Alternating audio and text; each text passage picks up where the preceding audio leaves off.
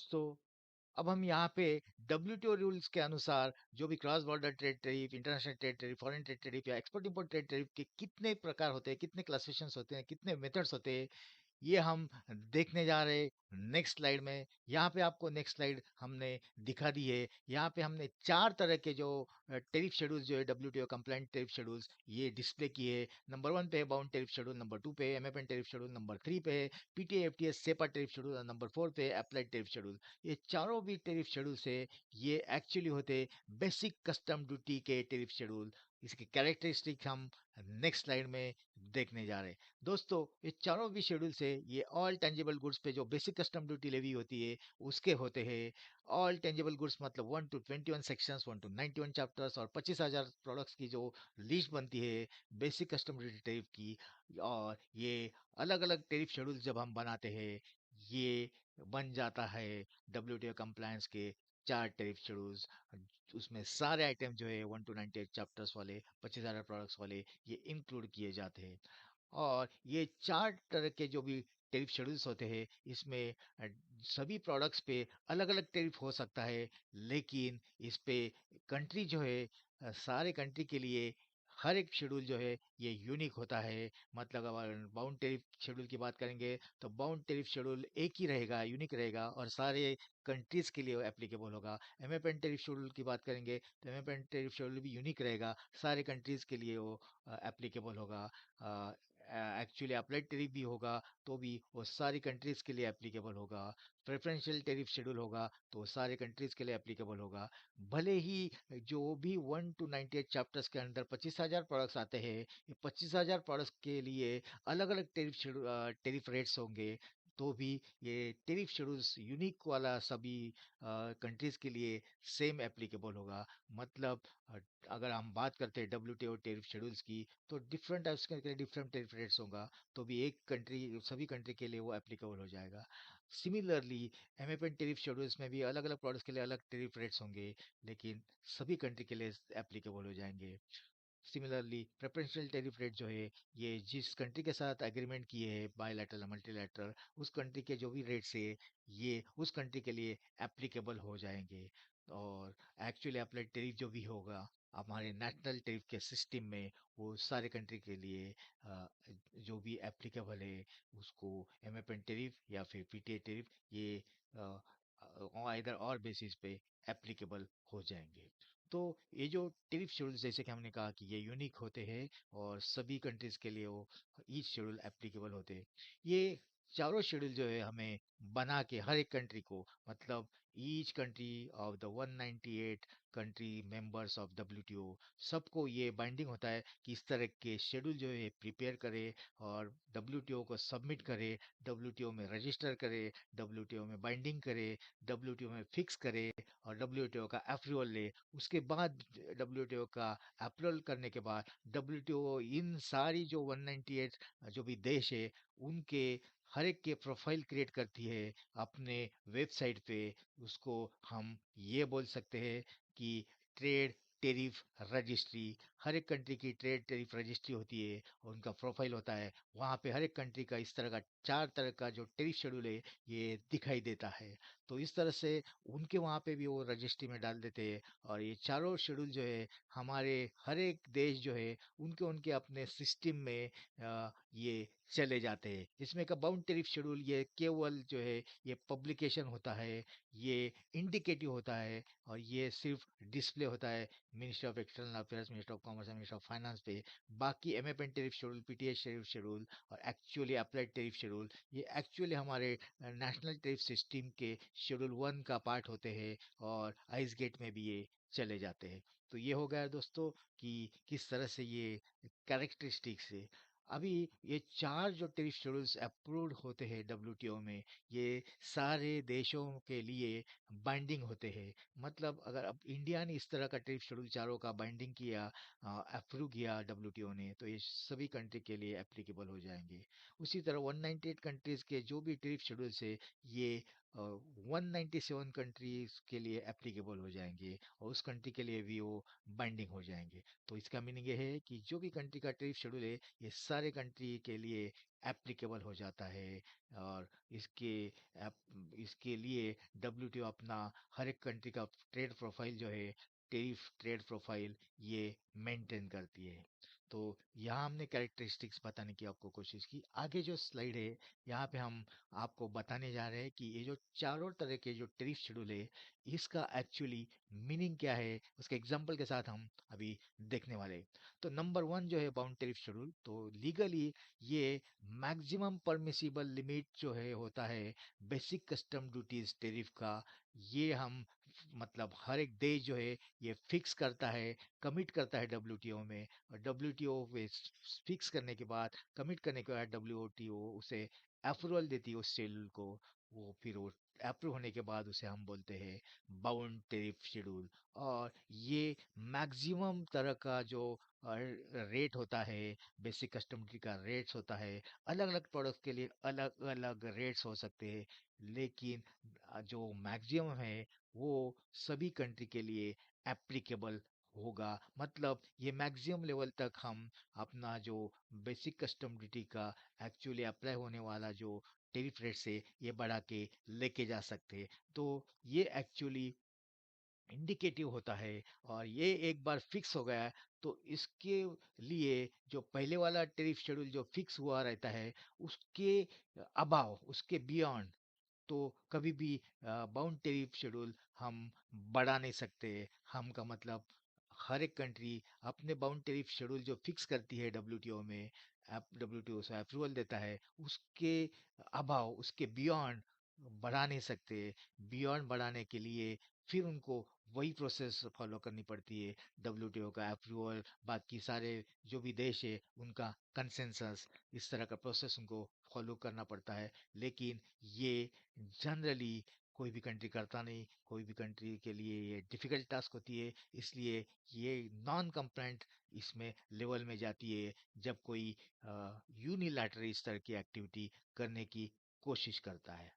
तो ये only indicative रहता है bound tariff schedule and not actually applied at at the time of import और in the ice gate tariff schedule या tariff schedule 1 of customs tariff act 1975। कहाँ पे भी ये एक्चुअली चला नहीं जाता, ये सिर्फ डिस्प्ले होता है, पब्लिश होता है, इंडिकेट होता है कि मैक्सिमम जो basic custom duty India can charge on any other country, ये हर एक प्रोडक्ट के लिए इतनी इतनी इतनी इतनी इतनी है। तो इसी तरह एग्जांपल के तौर पे हमने दिखा है कि इंडिया ने जो बाउंड टैरिफ डेयरी प्रोडक्ट्स पे रखा है ये 100% रखा है। बाद में ईयू कंट्रीज ने जो भी कार्स के लिए जो रखा है ये 10% पे रखा है। इस तरह से बाउंड टैरिफ लिमिट हर एक कंट्री अलग अलग फिक्स कर सकती है। तो उसके बाद आता है एमएफएन टैरिफ शेड्यूल। तो ये जो एमएफएन टैरिफ शेड्यूल जो है ये बाउंड टैरिफ शेड्यूल से कम होता है नॉर्मली। और ये एक्चुअली फिक्स किया जाता है ऑन इक्वल ट्रीटमेंट बेसिस पे, नॉन डिस्क्रिमिनेशन बेसिस पे। तो ये जो बेसिक कस्टम ड्यूटी का टैरिफ शेड्यूल होता है, एमएफएन टैरिफ शेड्यूल, ये एक्चुअली सभी कंट्री पे इक्वली लागू होता है। और इसमें अलग अलग प्रोडक्ट्स के लिए, जैसे कि हमने ऑलरेडी कहा है आपको कि 1 to 98 चैप्टर्स होते हैं, 25,000 प्रोडक्ट्स होते हैं। अलग अलग प्रोडक्ट्स के लिए अलग अलग एमएफएन टैरिफ शेड्यूल हो सकता है। और वही टैरिफ शेड्यूल यूनिक वाला जो है ये सारे देशों के लिए सिमिलरली अप्लाई हो जाएगा और इसमें डिस्क्रिमिनेशन नहीं होगा। मतलब अगर शूज़ की बात करते हैं और शूज़ का अगर एमएफएन टैरिफ शेड्यूल हमने 40% रखा है तो 40% ही रेट सभी कंट्रीज के ऊपर लागू हो जाएगा। जो भी शूज़ अगर हम सारे कंट्री से इंपोर्ट करते हैं तो 40% ये रेट लागू हो जाएगा। उसके बाद उसका बाउंड टैरिफ जो है शूज़ का, ये भले 100% है तो 100% तक हम जो एमएफएन टैरिफ शेड्यूल जो है ये बढ़ा के लेके जा सकते हैं। ये उसका मीनिंग होता है। तो उसके बाद जो है कि ये जो टैरिफ शेड्यूल है, एमएफएन टैरिफ शेड्यूल, ये एक्चुअली हमारे नेशनल कस्टम्स टैरिफ शेड्यूल का शेड्यूल 1 का पार्ट होता है। और that also goes into the ice gate and CTA schedule 1। तो एक्चुअल सॉफ्टवेयर के सिस्टम में जो एक्चुअली लगने वाला जो टैरिफ है, इसमें भी ये चला जाता है। और एक बार चला जाने के बाद एक्चुअल जो जब इंपोर्ट होता है उस समय में ये एमएफएन टैरिफ शेड्यूल लगता है। जब कोई ट्रीटी मतलब bilateral agreement, multilateral agreement, free trade agreement, CEPA agreement, PT agreement या एफटी एग्रीमेंट अस्तित्व में नहीं है किसी भी कंट्री के बारे में, तो हर एक कंट्री को एमएफएन टैरिफ ही लगता है सर्टन प्रोडक्ट के बारे में। लेकिन सर्टन प्रोडक्ट के बारे में अगर हमारा फ्री ट्रेड एग्रीमेंट है, बायलैटरल एग्रीमेंट है, मल्टीलैटरल एग्रीमेंट है, तो जिस कंट्री के साथ हमारा इस तरह का एग्रीमेंट है, उस तरह का जो रिडक्शन वाला ड्यूटी या जीरो वाला ड्यूटी उस कंट्री के लिए एप्लीकेबल हो जाता है, भले एमएफएन के शेड्यूल में उसका रेट ज़्यादा हो। तो इन शॉर्ट जो दोस्तों कि एमएफएन टैरिफ शेड्यूल जो है ये actually basic custom duty tariff schedule होता है, जो हमारे सिस्टम में इन अब्सेंस ऑफ जो भी ट्रीटी है, बायलैटरल एग्रीमेंट है, मल्टीलैटरल एग्रीमेंट है, ये नहीं होने पर लगने वाला जो टैरिफ है, मतलब ब्लैंकेट टैरिफ शेड्यूल जो होता है कस्टम्स टैरिफ एक्ट 1965 और 1975 का, और आइस गेट में जो टैरिफ डालने वाला रहता है हमारा first we become the member of WTO, उस समय में ये टैरिफ शेड्यूल हमारे सिस्टम में डाला जाता है। अभी इंडिया का जो एमएफएन टैरिफ शेड्यूल जो आप देखेंगे 40% ऑन व्हीट, ये सारे कंट्री के लिए एमएफएन टैरिफ शेड्यूल जो है 40% ये लागू हो जाता है। US apply 2.5% MFN tariff on cars, तो कार्स के लिए यूएसएन 2.5% एमएफएन टैरिफ लगता है। भले इस सिचुएशन में इंडिया का जो बाउंड टैरिफ है ये व्हीट के लिए 100% हो सकता है, और ईयू का जो कार्स के लिए ये 50% हो सकता है, लेकिन लगा कौन से रही हो ड्यूटी, रिड्यूस ड्यूटी जो है, क्योंकि बायलैटरल एग्रीमेंट जो है ये किसी किसी कंट्री के साथ है, इसीलिए इस तरह का एमएफएन टैरिफ शेड्यूल जो है ये वो लगा रहे। तो एमएफएन टैरिफ शेड्यूल जो है ये नॉर्मली जो भी एक्चुअली इक्वली लगने वाली जो ड्यूटी है हर एक प्रोडक्ट्स पे अलग अलग रहेगी, यही ड्यूटी का रेट का स्ट्रक्चर इस एमएफएन टैरिफ शेड्यूल में होता है और इक्वली अप्लाई होता है। तो उसके बाद आता है कि preferential tariff schedule, PTA, FTA और सेपा टैरिफ शेड्यूल। अभी दोनों टैरिफ शेड्यूल की हमने बातें की, एमएफएन टैरिफ शेड्यूल और बाउंड टैरिफ शेड्यूल। अभी बाउंड टैरिफ शेड्यूल से कम होता है एमएफएन टैरिफ शेड्यूल, जो एक्चुअली सभी कंट्री पे इक्वली बेसिस पे लागू होता है। उसके बाद आता है पीटीए, एफटीए टैरिफ शेड्यूल। जब कोई बायलैटरल एग्रीमेंट होता है, मल्टीलैटरल एग्रीमेंट होता है, पीटीए, एफटीए, सेपा एग्रीमेंट होता है, जब ये एग्रीमेंट होता है तो रिडक्शन वाली ही बात होती है, टेरिफ रिडक्शन वाली ही बात होती है हर एक कंट्री के बीच में, मतलब दोनों कंट्री के बीच में बायलैटरल एग्रीमेंट है तो, मल्टीलैटरल एग्रीमेंट है तो, बहुत सारे कंट्री के बीच में गिव एंड टेक बेसिस पे इस तरह का उनका जो एग्रीमेंट होता है कि हम आपको सर्टन प्रोडक्ट में 20 तक का देंगे, भले उसका एमएफएन रेट 40 टका है, तो आप भी हमें ये प्रोडक्ट में 60% एमएफएन है, आप भी हमें 20 टका या 25 टका का रेट लगाओ। इस तरह से एग्रीमेंट करते हैं। और ये जो रिडक्शन वाला या जीरो वाला जो पीटीए टैरिफ शेड्यूल है, ये एग्रीमेंट बनने के बाद ये डब्ल्यूटीओ में हमें भेजना पड़ता है, डब्ल्यूटीओ उसको अप्रूव करता है, उसको ये शेड्यूल को भी अप्रूव करता है। और इसके बाद ये जो जिस कंट्री के लिए और जिस प्रोडक्ट्स के लिए इस तरह के बायलैटरल एग्रीमेंट किए, मल्टीलैटरल एग्रीमेंट किए, उसका शेड्यूल जो है ये हम अपने जो शेड्यूल 1 का जो टैरिफ सिस्टम है कस्टम टैरिफ एक्ट का, और हमारा आइस गेट का जो सॉफ्टवेयर सिस्टम है उसमें ये चला जाता है। और इस तरह से जिस भी कंट्री को ये प्रेफरेंशियल टैरिफ एग्रीमेंट लागू है, सपोज चाइना के लिए हमने एमएफएन टैरिफ 40% है, और शूज जब इंपोर्ट करते हैं चाइना से तो 20 टका दिया हुआ है, तो 20 टका जब चाइना से हम शूज इंपोर्ट करेंगे तो ऑटोमेटिकली एमएफएन टैरिफ 40 उसको लगेगा नहीं, उसको लगेगा 20 टका, क्योंकि उनके साथ हमने पीटीए, एफटीए, सेपा एग्रीमेंट किया हुआ है। इस तरह से जिस कंट्री के साथ हमने इस तरह के एग्रीमेंट किए हुए हैं, और रिडक्शन वाला ड्यूटी उनको लगाया हुआ है या 0 टका वाला ड्यूटी उनको लगाया हुआ है, तो वही ड्यूटी जो है जो एग्रीमेंट में है वो हमारे सिस्टम में चली जाएंगी, सॉफ्टवेयर सिस्टम में।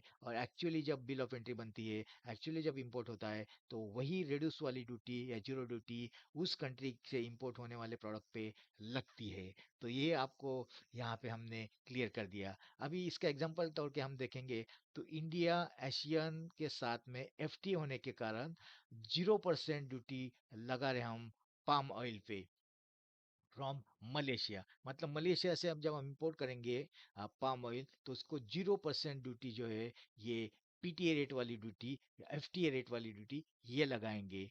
और लेकिन सारे कंट्री के लिए एमएफएन रेट जो है पाम ऑयल के लिए ये 45% है। तो आप ये समझ गए दोस्तों। अगला जो है आपको एग्जांपल दिया जा रहा है, ये ईयू कंट्री का है। साउथ कोरिया के साथ एफटी एग्रीमेंट है, जीरो ड्यूटी वाला एग्रीमेंट है, और इसमें भी एमएफएन रेट जीरो से ज़्यादा हो सकता है। तो इस तरह से यहाँ हमने दो एग्जांपल्स आपको प्रेफरेंशियल टैरिफ के लिए दिए, और हर एक के लिए बाउंड टैरिफ के लिए भी हमने एग्जांपल कोड किए, एमएफएन टैरिफ के लिए भी एग्जांपल कोड किए, प्रेफरेंशियल टैरिफ के भी एग्जांपल कोड किए। अभी जो आता है अप्लाइड टैरिफ, तो अप्लाइड टैरिफ ये एक्चुअली खुद एक टैरिफ नहीं रहता है। मतलब ये टैरिफ के अंदर आइदर एमएफएन टैरिफ जाता है या फिर प्रेफरेंशियल टैरिफ जाता है। मतलब सर्टन प्रोडक्ट के लिए, सर्टन प्रोडक्ट के लिए एमएफएन रेट अगर है, और उसके अगेंस्ट कुछ भी मल्टीलैटरल या बायलैटरल या पीटीएफटी या सेपा एग्रीमेंट हुआ नहीं है, तो उसके जो भी सिस्टम के अंदर, मतलब शेड्यूल वन के अंदर और हमारे आइस गेट के अंदर सिर्फ एमएफएन टेरिफ जाएगा उस प्रोडक्ट के अगेंस्ट। लेकिन अगर दूसरा प्रोडक्ट है, जो भी प्रोडक्ट है जिसके सामने बहुत सारे कंट्रीज के अलग अलग बायलैटरल एग्रीमेंट्स बने हुए हैं, मतलब वो प्रोडक्ट हम समझते हैं कि इंडिया का जो प्रोडक्ट्स है कि पाम ऑयल समझते हैं कि इसमें एमएफएन रेट 45% है।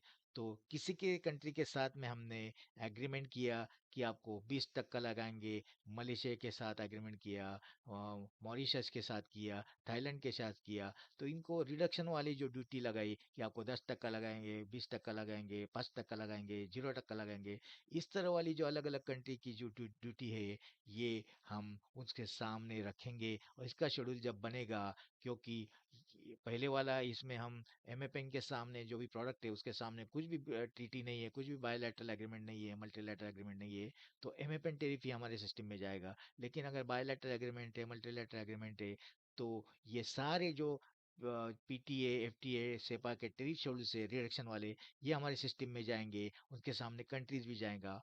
तो जो भी शेड्यूल बनेगा, जो भी आइस गेट के सॉफ्टवेयर में टेबल बनेगा या फील्ड बनेगा, तो उसका जो एक्सट्रैक्ट है, उसका फर्स्ट कॉलम में आपको दिखेगा कि वो जो प्रोडक्ट है उसका डिस्क्रिप्शन, दूसरा इसमें आपको एचएसएन कोड दिखेगा, तीसरे में आपको उसका यूनिट ऑफ मेजरमेंट दिखेगा, चौथा में आपको उसका standard basic custom rate of duty दिखेगी, जो एमएफएन रेट रहता है। एमएफएन रेट मतलब standard rate of custom duty, कौन सी, basic custom duty. Standard rate of basic custom duty मतलब एमएफएन रेट ऑफ ड्यूटी। तो एमएफएन रेट हो गया, उसके बाद आएगा जो प्रेफरेंशियल ट्रेड एग्रीमेंट वाला ड्यूटी, मतलब पीटीए, सेपा या एफटीए रेट ऑफ ड्यूटी।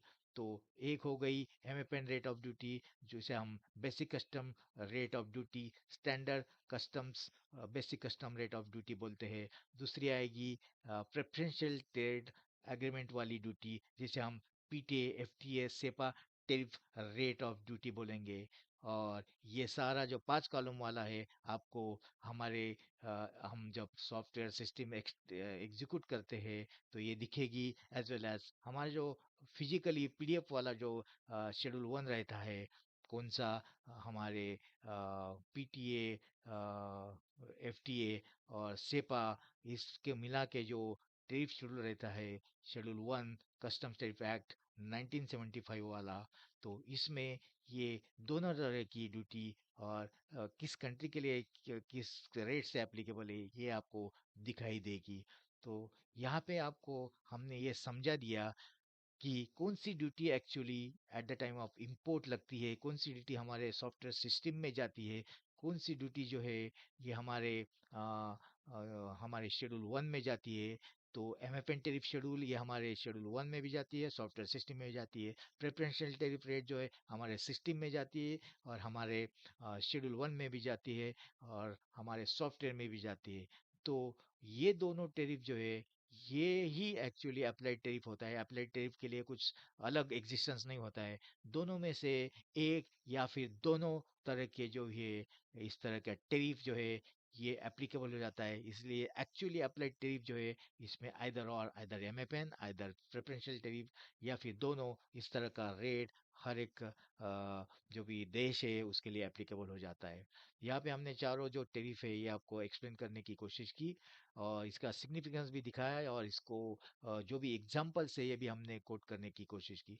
तो आगे चल के एक इक्वेशन जो है आपको हम दिखाना चाहेंगे कि बाउंड टैरिफ जो है, बाउंड टैरिफ एक मैक्सिमम सेलिंग लिमिट होता है बेसिक कस्टम ड्यूटी का, जो हम डब्ल्यूटीओ में फिक्स करते हैं। This is a legal upper limit of tariff which can not be exceeded. मतलब ये मैक्सिमम सेलिंग लिमिट होता है बेसिक कस्टम ड्यूटी का, टैरिफ का, जो एक्सीड नहीं कर सकते। हर एक कंट्री के लिए ये प्रिपेयर करना, सबमिट करना और डब्ल्यूटीओ से अप्रूवल लेना, रजिस्टर करना, ये जरूरी होता है। दूसरा है एमएफएन टैरिफ। जो एमएफएन टैरिफ शेड्यूल जो है ये बाउंड टैरिफ शेड्यूल से कम होता है और इस तरह का टैरिफ शेड्यूल जो है हमें प्रिपेयर करना होता है, हर एक कंट्री को प्रिपेयर करना होता है, सबमिट करना होता है और डब्ल्यूटीओ से अप्रूव करना होता है, वहाँ पे रजिस्टर करना होता है। और इस तरह से एमएफएन टैरिफ भी हमें अप्रूव्ड एमएफएन टैरिफ मिल जाता है, हर एक देश को मिल जाता है। बाद में FTA PTA CEPA tariff schedule है। ये पीटीए टैरिफ या एफटीए टैरिफ या सेपा टैरिफ शेड्यूल ये एमएफएन टैरिफ शेड्यूल से कम होता है। क्यों कम होता है? क्योंकि बायलैटरल मल्टीलैटरल पीटीए एफटीए या सेपा एग्रीमेंट्स कराते हैं, इसलिए वो कम होता है, रिड्यूस होता है या जीरो होता है। और ये जो एमएफएन टैरिफ है ये बाउंड टैरिफ से कम होता है या इक्वल भी हो सकता है। तो ये हमने यहाँ पे आपको एक इक्वेशन दिखा दिया। तो प्रेफरेंशियल टैरिफ ये जो है ये पार्टनर कंट्रीज जिसके साथ हम ट्रेड एग्रीमेंट्स करते हैं उनके लिए एप्लीकेबल होता है। इस तरह का भी टैरिफ शेड्यूल हम डब्ल्यूटीओ में प्रिपेयर करते हैं, सबमिट करते हैं along with all the agreements, PTI FTA and CEPA agreements. और फिर वहाँ पे अप्रूवल होने के बाद डब्ल्यूटीओ ये तीनों तरह के जो भी टैरिफ शेड्यूल्स है अपने टैरिफ ट्रेड रजिस्ट्री में डिस्प्ले करते हैं, हर एक कंट्री के प्रोफाइल के जो भी है फॉर्मेट में। तो हर एक कंट्री का प्रोफाइल के अंदर ये तीनों मतलब चारों टैरिफ शेड्यूल्स आपको मिलेंगे। लास्ट का आता आता है अप्लाइड टैरिफ शेड्यूल। तो अप्लाइड टैरिफ शेड्यूल मतलब ये अ, कम से कम होता है, आइदर वो एमएफएन टैरिफ शेड्यूल जाएगा या फिर एमएफएन एंड पीटीए शेड्यूल जाएगा। क्योंकि किसी के साथ अगर पीटीए एग्रीमेंट एफटीए एग्रीमेंट से पाए तो पीटीए प्लस एफटीए भी उस समय उसमें दिखेगा। क्योंकि जो पीटीए जब बनाते एफटीए जब बनाते तो सर्टन कंट्री के लिए एप्लीकेबल होता, लेकिन 198 कंट्री से ये जो पार्टनर कंट्रीज अगर हम माइनस करते हैं तो बाकी के लिए एमएफएन रेट एप्लीकेबल होता है, स्टैंडर्ड रेट एप्लीकेबल होता है। तो आपको ये समझ जाना चाहिए कि एक्चुअली अप्लाई होने वाला जो टेरिफ है ये in absence of PTA FTA and CEPA agreement MFN tariff सभी देशों पे एप्लीकेबल होता है। In presence of PTA FTA and CEPA agreement MFN tariff schedule जो नॉन पार्टनर कंट्रीज है जिसके साथ हमने एग्रीमेंट नहीं किया है उनको एमएफएन टेरिफ एप्लीकेबल होता है। लेकिन जिनके साथ हमने मतलब जो भी कंट्री है उन्होंने एग्रीमेंट किया है एफटीए पीटीए या सेपा एग्रीमेंट्स, तो उन्हीं कंट्री के लिए ये पीटीए जो रेट है पीटीए टेरिफ है ये एप्लीकेबल हो जाता है। तो आपको ये ध्यान में आएगा कि किस तरह से ये एक्चुअली वर्कआउट होता है, डब्ल्यूटीओ में कंप्लायंस किस तरह से होता है और किस तरह से सारी दुनिया में ये जो ट्रेड है इंटरनेशनल ट्रेड ये दायरे में कम डब्ल्यूटीओ का कंप्लायंस दायरे में रख के होता है। तो यहाँ पे हमने फाइनली इक्वेशन आपको दिखा दिया है। AT is less than PTA और इक्वल टू, और PTA is less than equal to MFN और less than equal to BT. तो ये फाइनली कि अप्लाइड टैरिफ ऑलवेज ये इक्वल टू पीटीए होता है या लेस देन पीटीए होता है। एमएफएन टैरिफ से पीटीए कम होता है या इक्वल टू होता है, और एमएफएन टैरिफ ये इक्वल टू या कम होता है बाउंड टैरिफ से। तो ये फाइनली हमने यहाँ पे इक्वेशन दिया ताकि आपके ध्यान में आए। और ये जब हम बात कर रहे हैं तो आपको जो बात होती है जब इंपोर्ट टैरिफ टैरिफ की बेसिक कस्टम ड्यूटी टैरिफ की या फिर इंपोर्ट ड्यूटीज टैरिफ की, तो बात होती है एमएफएन टैरिफ की, बात हो रही है स्टैंडर्ड रेट ऑफ टैरिफ की, बात हो रही होती है बेसिक कस्टम ड्यूटी के स्टैंडर्ड रेट ऑफ ड्यूटी की। तो एमएफएन टैरिफ शेड्यूल जो है ये एक्चुअली अंदर जाने वाला हमारे कस्टम्स के आइस गेट सिस्टम में जाने वाला टैरिफ होता है। और यही जो भी एमएफएन टैरिफ है, सारे देशों के जो भी बेसिक कस्टम ड्यूटी का जो सॉफ्टवेयर सिस्टम है, जो एक्चुअली इंपोर्ट करते हैं उस समय में जो ड्यूटी लगती है, जो टैरिफ लगता है, उस टैरिफ की हम बात कर रहे हैं। उस टैरिफ जो है सारे देशों की, उसमें ये एमएफएन टैरिफ शेड्यूल ही जाता है। और जब कोई देश या मिस्टर डोनाल्ड ट्रंप बात करते हैं कि टैरिफ टैरिफ की, इंपोर्ट टैरिफ की, तो बात कर रहे होते हैं बेसिक कस्टम ड्यूटी के स्टैंडर्ड रेट की, और बात कर रहे होते हैं एमएफएन टैरिफ रेट की, जो सिस्टम में जाता है। और यही टैरिफ रेट जो है, एमएफएन टैरिफ रेट, ये बढ़ाने की बात होती है या फिर बाउंड टैरिफ बढ़ाने की बात होती है। तो ये दोनों टैरिफ जो है बढ़ाने की बात होती है। तो हम आगे देखेंगे कि इसमें ये सिस्टम जो है फिक्सेशन सी करने वाली, ये किस तरह से अप्लाई होती है। तो ये चार शेड्यूल हमने आपको दिखाए हुए हैं: bound tariff schedule, MFN tariff schedule, PTA FTA tariff schedule and applied tariff schedule. यहाँ पे हमने गैट का आर्टिकल सेकंड बाउंड टैरिफ के अगेंस्ट और कस्टम टैरिफ एक्ट 1975, ये लीगल बैकिंग देता है बाउंड टैरिफ शेड्यूल बनाने के लिए, फिक्स करने के लिए, बाइंड करने के लिए, अप्रूव करने के लिए डब्ल्यूटीओ में। एमएफएन टैरिफ शेड्यूल ये लीगल बैकिंग देता है गैट का article first, custom tariff act 1975।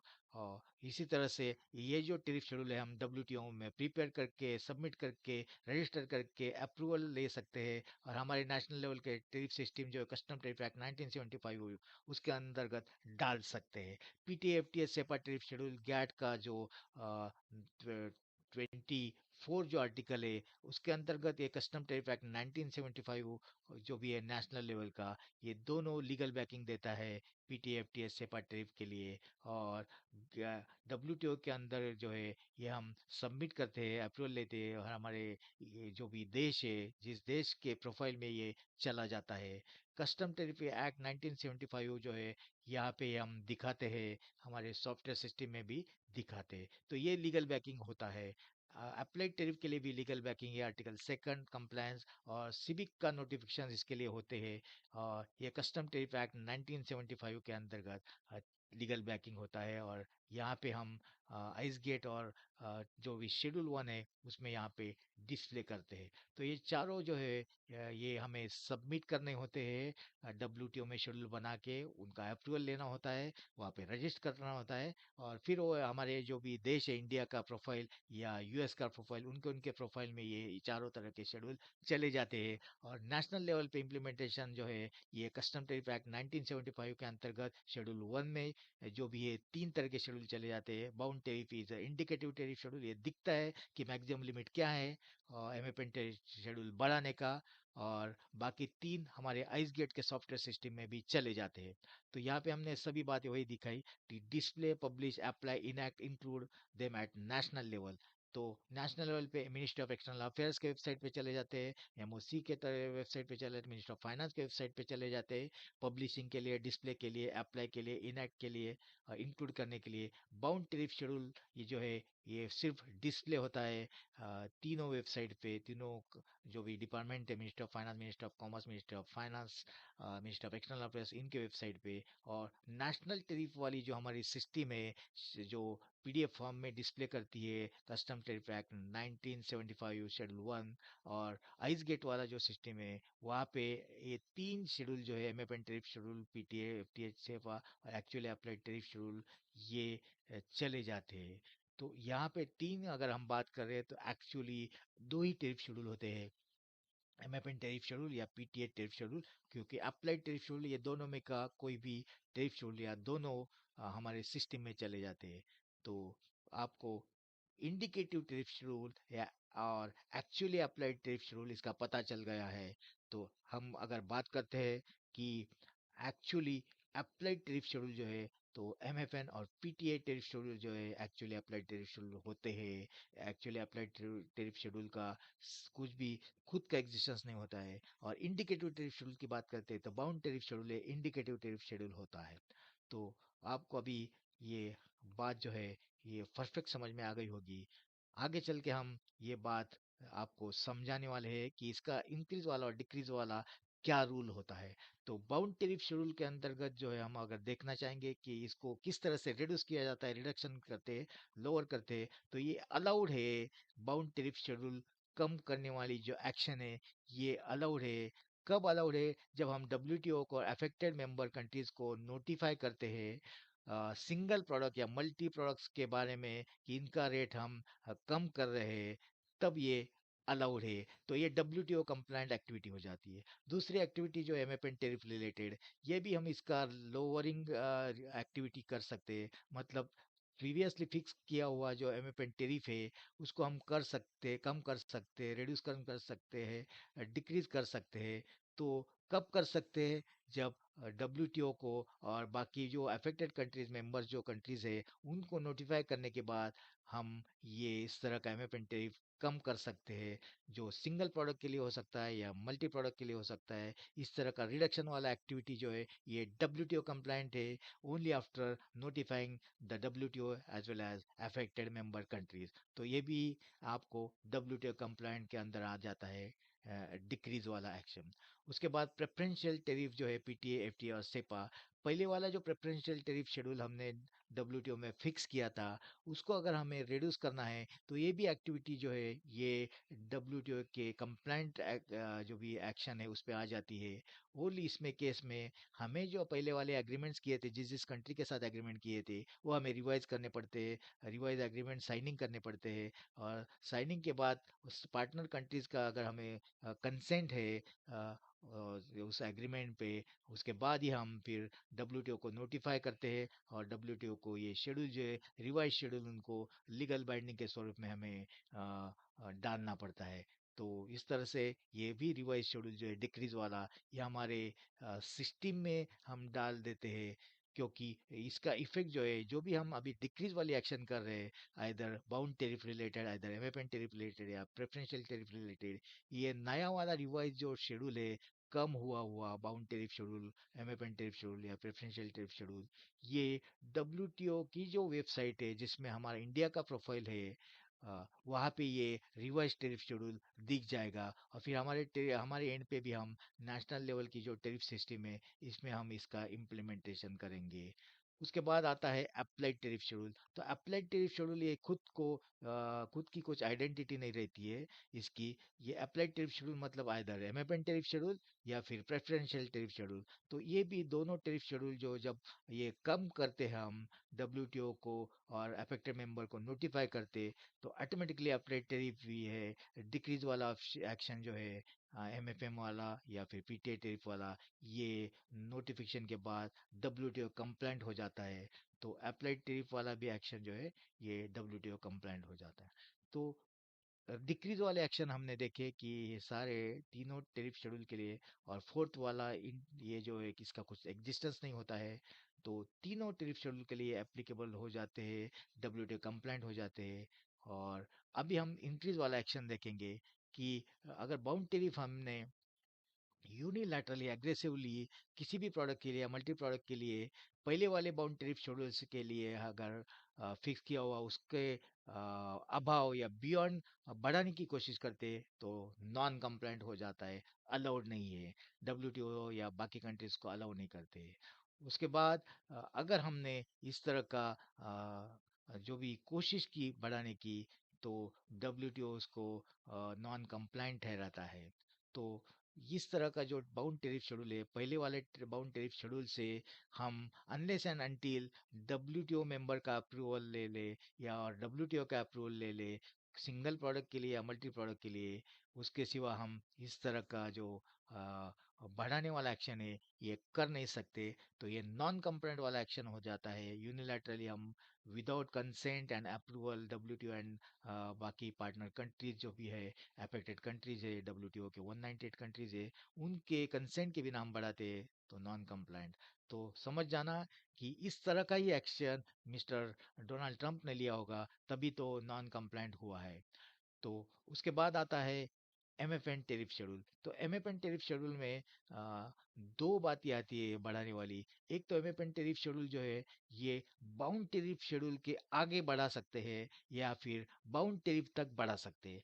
तो बाउंड टेरिफ के आगे वाला जो एक्शन है यूनिलैटरली अगर हम लेते हैं, एग्रेसिवली अगर लेते हैं सिंगल प्रोडक्ट पे या मल्टी प्रोडक्ट पे, तो ये हो जाता है नॉन कंप्लाइंट। कोई भी कंट्री या डब्ल्यूटीओ उसको अलाउ नहीं करती है, वो नॉन कंप्लायंट होने की वजह से। अगर हम इस तरह का प्रीवियसली फिक्स किया हुआ बाउंड टैरिफ के आगे हम बढ़ा दे, तो उसके लिए डिस्प्यूट खड़ा हो जाता है। और जैसे कि बाउंड टैरिफ के लिए भी डिस्प्यूट खड़ा हो जाता है यूनिलैटरली और एग्रेसिवली बढ़ाया हुआ टैरिफ के लिए। लेकिन अगर हमें एमएफएन टैरिफ जो है ये प्रीवियसली फिक्स बाउंड टैरिफ से बढ़ाना है, तो डब्ल्यूटीओ का अप्रूवल लगता है और मेंबर्स का भी अप्रूवल लगता है। अगर सिंगल प्रोडक्ट पे भी बढ़ाना है या मल्टी प्रोडक्ट पे भी बढ़ाना है तो अप्रूवल लगता है। तो अप्रूवल के बिना ये एक्टिविटी एमएफएन टैरिफ वाली बियॉन्ड बाउंड टैरिफ शेड्यूल, जो पहले वाला फिक्स किया हुआ बाउंड टैरिफ शेड्यूल है, उसके आगे बढ़ाने वाला एक्शन नॉन कंप्लायंट हो जाता है। अभी आते हैं हम कि बिलो बाउंड टैरिफ शेड्यूल बनाने वाला एक्शन। तो एमएफएन टैरिफ शेड्यूल जो है ये बाउंड टैरिफ शेड्यूल तक हम बढ़ा ही सकते हैं।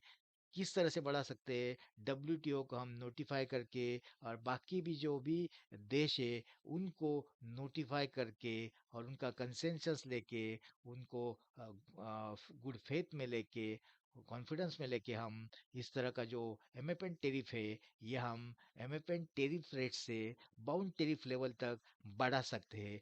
डब्ल्यूटीओ ने इसको ब्लैंकेट परमिशन दे के रखी है और कोई भी कंट्री हमारे इस डिसीजन के अगेंस्ट नहीं जा सकता। मतलब हमारे मतलब कोई भी कंट्री इस तरह का एमएफएन टेरिफ अगर बाउंड टेरिफ के लेवल तक बढ़ाता है, तो दूसरी कोई भी कंट्री मतलब 197 वाली रिमेनिंग कंट्रीज उस पर ऑब्जेक्शन नहीं ले सकती है। डब्ल्यूटीओ भी इसके ऑब्जेक्शन नहीं ले सकती है। तो उसके बाद आता है प्रेफरेंशियल टेरिफ रेट, जो बढ़ाने वाला एक्शन। तो यूनिलैटरली ये भी हम प्रेफरेंशियल टेरिफ रेट बढ़ा नहीं सकते, एग्रेसिवली बढ़ा नहीं सकते। अगर इस तरह का हम प्रयास करते तो डब्ल्यूटीओ नॉन कंप्लायंट हो जाता है ये प्रयास। अगर हमें किसी कंट्री का साथ में हमने पीटीए एफटी या सेपा एग्रीमेंट किए हुए हैं और फिर हमें ऐसा लगता है कि ये हमने जब कम किए तो अभी ये थोड़ा हमें बढ़ाना चाहिए। फॉर एग्जांपल तौर पे कि एमएफएन टेरिफ रेट 40% था, हमने जो भी पीटीएफटी टेरिफ रेट 20 तक का लगाया किसी कंट्री के लिए, किसी कंट्री के लिए 30 लगाया सर्टन प्रोडक्ट के लिए, और हम अभी का जो 20 वाला जो रेट है, 25 वाला रेट है, ये बढ़ा के हम 30% करना चाहते हैं। तो वो जो है यूनिलैटरली अलाउ नहीं होता है। लेकिन जो कंट्री जिसके साथ हमने एग्रीमेंट्स किए ये, उनके साथ रिवाइज ट्रेड एग्रीमेंट करके, बढ़ाने वाला रिवाइज ट्रेड एग्रीमेंट करके हम वो बढ़ा सकते हैं। तो इसका मतलब ये हुआ कि without WTO and members approval and consensus, इस तरह का पीटीए एफटीए सेपा टैरिफ जो है ये हम आ, पहले वाले सेपा टैरिफ के आगे बढ़ा नहीं सकते, और एमएफएन टैरिफ के आगे भी हम बढ़ा नहीं सकते। तो प्रेफरेंशियल टैरिफ जो है ये पहले वाले फिक्स टैरिफ जो किया हुआ था PTA FTA, unless and until revise agreements होता है बढ़ाने वाला, उसके बाद ही बढ़ा सकते हैं। उसके पहले जो यूनिलैटरल एक्शन इस तरह से लेते हैं हम बढ़ाने वाली कि, तो नॉन कंप्लायंट हो जाती है। इस तरह का पीटीएफटीए टैरिफ शेड्यूल जो फिक्स किया हुआ है हमने पहले वाला, ये हम अगर एमएफएन टैरिफ से भी बढ़ाने की कोशिश करते हैं तो भी वो नॉन कंप्लायंट हो जाता है। तो यहाँ पे आपको समझ में आना चाहिए कि ये सारी एक्शन जो है यूनिलैटरली बढ़ाने वाली जो है, either preferential tariff MFN tariff से बढ़ाने वाली, प्रेफरेंशियल टैरिफ ऑलरेडी पहले वाले फिक्स किया हुआ जो टैरिफ है उसके अगेंस्ट बढ़ाने वाली, एमएफएन टैरिफ पहले वाली फिक्स किया हुआ एमएफएन टैरिफ से बढ़ाने वाली, अ, और एमएफएन टैरिफ जो है पहले वाले फिक्स किया हुआ एमएफएन टैरिफ से बियॉन्ड टैरिफ तक बढ़ाने वाली। लेकिन एमएफएन टैरिफ जो है पहले वाले फिक्स किया हुआ एमएफएन टैरिफ से बाउंड टैरिफ लिमिट तक बढ़ाते हैं तो कंप्लायंट है। तो यहाँ पे हमने तीरों का भी डिस्कशन किया है। तो अप्लाइड टैरिफ के खुद को इसका सिग्निफिकेंस नहीं होने के कारण, खुद का टैरिफ नहीं होने के कारण, ये डिपेंड होता है जो भी एक्शन एमएफएन टैरिफ के लिए ली जाती है, रिवाइज वाली जो भी एक्शन रिवाइज वाली इंक्रीजिंग वाली प्रेफरेंशियल टैरिफ के लिए ली जाती है, वही एक्शन अप्लाइड टैरिफ के लिए एप्लीकेबल हो जाती है। तो क्योंकि इसका खुद का कुछ भी applied tariff as a existence नहीं होता है, वो डिपेंड होता है एमएफएन टैरिफ की एक्शंस पे, वो डिपेंड होता है प्रेफरेंशियल टैरिफ वाली एक्शंस पे, बढ़ाने वाले एक्शंस पे या कम होने वाले एक्शंस पे। यहाँ पे हमने आपको सारे जो टेबल्स के फॉर्मेट में आपको सभी तरह के जो बाउंड टैरिफ से एक्सप्लेन किए। अभी हम वन बाय वन इसका मीनिंग भी देखेंगे और उसका एग्जांपल तौर पे एक तीन चार एग्जांपल्स भी देखेंगे। तो बाउंड टैरिफ जो है, इसका मीनिंग हमने आपको समझाया। Maximum tariff rate country commit at WTO, मतलब जो कंट्री है, इंडिया हो सकता है, बांग्लादेश हो सकता है, यूएस हो सकता है, जो कमिट करता है डब्ल्यूटीओ को कि इस तरह का बेसिक कस्टम ड्यूटी का मैक्सिमम लिमिट हम अलग अलग प्रोडक्ट्स पे लगाएंगे, और इसका जो शेड्यूल सबमिट करते हैं उसे बाउंड टैरिफ शेड्यूल बोलते हैं। एग्जांपल तौर पे स्टील पे इंडिया बाउंड टैरिफ 40% लगा रहा है, मोबाइल फोन पे बाउंड टैरिफ 50% लगा रहा है, टी पे बाउंड टैरिफ 100% लगा रहा है, टेक्सटाइल पे 100% लगा रहा है। तो इस तरह का इंडिया का बाउंड टैरिफ शेड्यूल हमने दिखाया। अलग अलग कंट्री का बाउंड टैरिफ शेड्यूल आपको डब्ल्यूटीओ के जो टैरिफ ट्रेड रजिस्ट्री है उसमें दिखाई देगा। अगले बार आते हैं, अगले स्लाइड पे हम मोस्ट फेवर्ड नेशंस टैरिफ, मतलब non discriminatory tariff schedule applied equally to all WTO members unless a preference is given under trade agreement. मतलब ये जो टैरिफ शेड्यूल है, ये पहले फिक्स किया जाता है सर्टन रेट पे, मतलब ये कम होता है बाउंड टैरिफ रेट से। तो यहाँ पे हमने दिखाने की कोशिश की कि किस तरह से ये कम होता है। तो जैसे कि स्टील पे एमएफएन अप्लाइड रेट जो है ये 12.5% है, लेकिन अगर हम बात करते हैं इसकी बाउंड टैरिफ की, तो ये 40% है। तो इंडिया का जो एमएफएन टैरिफ रेट स्टील के बारे में 12% 12.5% है। मोबाइल फोन की अगर बात करते हैं तो एमएफएन अप्लाइड टैरिफ जो है ये 10% है। और अगर हम बाउंड टैरिफ की बात करते हैं इंडिया की मोबाइल फोन की, तो 50% है। मतलब 50% और एमएफएन टैरिफ 10%, तो ये कम हो गया। टी की अगर हम बात करते हैं, एमएफएन टैरिफ जो है 40% है, मतलब कम किया हुआ एमएफएन एक्चुअल लगने वाला टैरिफ जो है ये 40% है, लेकिन बाउंड टैरिफ जो है मैक्सिमम सीमा इसकी 100% तक हम बढ़ाने की है। उसके बाद टेक्सटाइल जो एमएफएन अप्लाइड रेट 25% है, लेकिन बाउंड टैरिफ जो इंडिया का 100% है, मतलब 75% और बढ़ा सकते हैं। तो इस तरह से हम अगर कंपेयर करके बात कर सकते हैं, तो यहाँ पे हम देखेंगे कि स्टील जो है ये 12.5% एमएफएन रेट अप्लाइड है। मतलब ये जो एमएफएन टेरिफ रेट जो है, ये एक्चुअली हमारे कस्टम के आइस गेट सिस्टम में जाता है, शेड्यूल 1 में जाता है, और यही लगता है एक्चुअल टाइम ऑफ इंपोर्ट पे। तो बेसिक कस्टम ड्यूटी का ये टैरिफ एक्चुअली टाइम पे लगता है, जिसे हम स्टैंडर्ड रेट ऑफ ड्यूटी भी बोलते हैं, और वही कॉलम के फॉर्म में इधर कस्टम के जो टैरिफ सिस्टम है शेड्यूल 1 पे, वहाँ पे नजर आएगा 5 कॉलम के फॉर्मेट में। और यहाँ पे भी हम सॉफ्टवेयर वाली सिस्टम में, वहाँ पे भी इस तरह का टैरिफ शेड्यूल नजर आएगा। तो in short, MFN tariff schedule आपको स्टील का दिख रहा है 12.5%, और हम 12.5% से 40% ये हम tariff rate bound tariff limit तक बढ़ा सकते हैं। इसके बाद मोबाइल फोन का एमएफएन टैरिफ रेट है 10%। ये 10% से हम 50% बाउंड टैरिफ रेट तक बढ़ा सकते हैं। इसके आगे हम बढ़ाएंगे तो नॉन कंप्लाइंट हो जाएगा। तो तीसरी जो है टी वाली एक्स जो भी है कमोडिटी, इस पे एमएफएन टैरिफ रेट है 40%। इसको हम 100% तक बढ़ा सकते हैं, मतलब और 60% बढ़ा सकते हैं। तो यहाँ पे भी हम कंप्लाइंट रहेंगे, लेकिन 100% के आगे हम बढ़ाना चाहेंगे एमएफएन टैरिफ रेट, तो नॉन कंप्लाइंट हो जाएगा। उसी तरह से टेक्सटाइल पे 25% एमएफएन रेट है, और 100% बाउंड टैरिफ रेट है, तो 100% तक हम बढ़ा के ही सकते हैं। 100% के आगे जाते हैं तो नॉन कंप्लाइंट वाली एक्शन हो जाती है। तो यहाँ पे हमने आपको एग्जैक्टली समझाने की कोशिश की कि किस तरह से जो स्टैंडर्ड रेट ऑफ ड्यूटी जो एमएफएन से इक्वल होती है, और ये अगर हम बढ़ाते हैं तो कहाँ तक बढ़ा के लेके जा सकते हैं और कंप्लाइंट लेवल में रह सकता है। तो इसी लेवल पे, मतलब एमेंडमेंट टेरिफ जो शेड्यूल है, बेसिक कस्टम ड्यूटी वाला जो स्टैंडर्ड रेट वाला ड्यूटी का शेड्यूल है, यही मिस्टर डोनाल्ड ट्रंप और बाकी कंट्रीज इसकी बात कर रहे हैं। और मिस्टर डोनाल्ड ट्रंप ने ये जो एमएफएन टेरिफ है, ये बाउंड टेरिफ लेवल तक अगर बढ़ाने की बात की तो कंप्लाइंट रहेगा। अगर नहीं की, अगर बाउंड टेरिफ लेवल के भी आगे बढ़ाने की बात की, तो भी वो नॉन कंप्लाइंट रहेगा। तो उसके बाद बहुत सारे एक्शन जो है मिस्टर डोनाल्ड ट्रंप के, ये नॉन कंप्लाइंट है। आगे चल के हम प्रेफरेंशियल ट्रेड जो भी टेरिफ है इसके बारे में बात करेंगे। तो ये जो टेरिफ रहता है ये रिड्यूस टेरिफ होता है, मतलब रिड्यूस हो सकता है या फिर जीरो हो सकता है। जो भी जिसके साथ हम इस तरह का bilateral multilateral free trade agreement, PT agreement, CEP agreement करते हैं, उनके साथ इस तरह के lower rates than MFN rates apply हो जाते हैं। तो प्रेफरेंशियल ट्रेड एग्रीमेंट जो है ये एक्चुअली कंसेशनल बेसिस पे होता है। मतलब रिडक्शन वाली ड्यूटी लगती है। फ्री ट्रेड एग्रीमेंट मतलब जीरो वाली ड्यूटी लगती है। सेपा में जो है कि जीरो हो सकता है या रिड्यूस हो सकता है, लेकिन इसके साथ में सर्विसेज, इन्वेस्टमेंट, आईपी को भी ये एक्चुअली एग्रीमेंट जो है ये एड्रेस करता है। यहाँ पे हमने आपको प्रेफरेंशियल टेरिफ रेट दिखाने की कोशिश की, जो भी पिछले एग्जांपल से, जैसा कि स्टील, यहाँ पे 10% हमने लगाया है। किस पे लगाया है? मर्कोसर जो कंट्री है उस पे। तो इंडिया और मर्कोसर का पीटीए एग्रीमेंट है और हमने 10% लगाया है, क्योंकि एमएफएन रेट जो है 12.5% है। तो एमएफएन रेट कम करने के लिए हमें इसके साथ बायलैटरल एग्रीमेंट करना पड़ा, तभी हम 10% लगाने का हमें राइट मिला, पावर मिली। उसके बाद मोबाइल फोन 8% हम लगा रहे अफगानिस्तान से जब इंपोर्ट करते हैं तो। इसका पार्ट पीटीए एग्रीमेंट है, बायलैटरल एग्रीमेंट है इनके साथ में। और एक्चुअली एमएपीएन रेट जो है मोबाइल फोन का ये 10%, मतलब 10% एमएपीएन रेट होने के बाद सभी कंट्री पे 10% लग रहा है। लेकिन ये जो अफगानिस्तान के साथ हमने बायलैटरल एग्रीमेंट किया, इसलिए हम उसको 8% उसके इम्पोर्ट पे लगाने जा रहे हैं। तो टी, अगर टी जो है बात करते हैं तो इसको नील रेट ऑफ ड्यूटी लग रही है।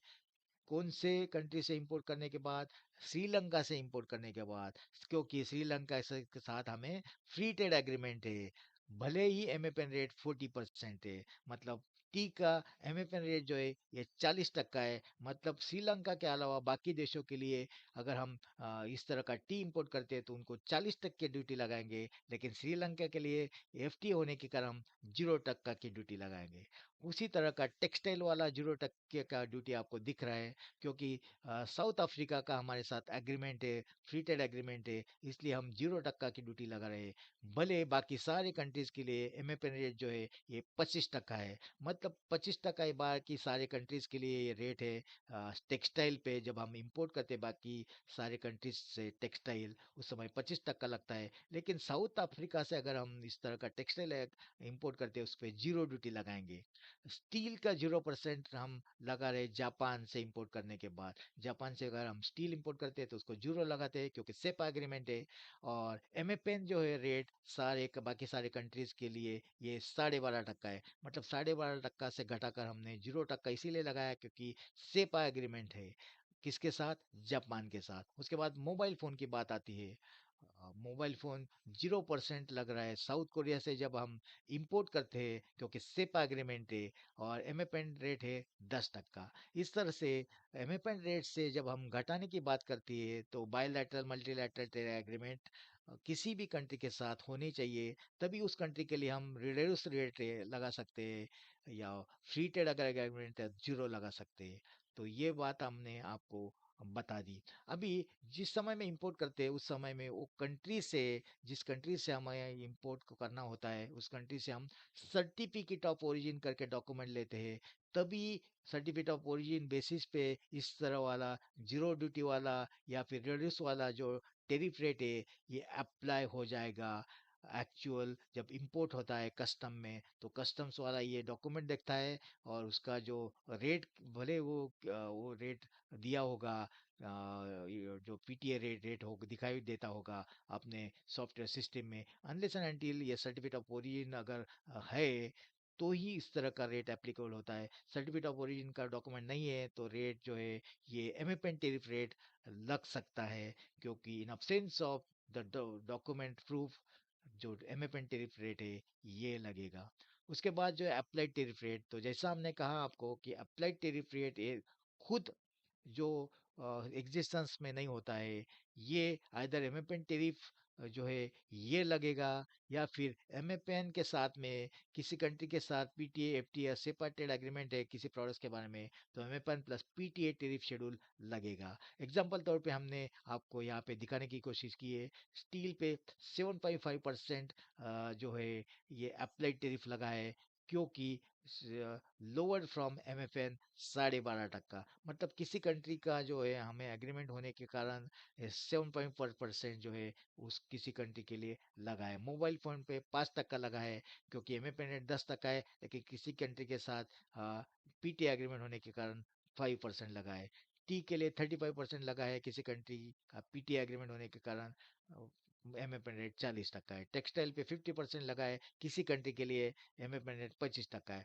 इस तरह से अगर ये सारे जो लोअर रेट नहीं लगते, तो फॉर एग्जांपल स्टील पे 12.5% लगा है किसी कंट्री को, क्योंकि उसके सामने जो है bilateral multilateral FTA PTA agreement SAP agreement हुआ नहीं उस कंट्री के साथ। तो मोबाइल फ़ोन की बात करते हैं, मोबाइल फ़ोन का एमएफएन रेट 10% है, तो बाकी कंट्री के लिए 10% लग सकता है, क्योंकि उनके लिए पीटीए एफटीए या सेपा एग्रीमेंट नहीं है।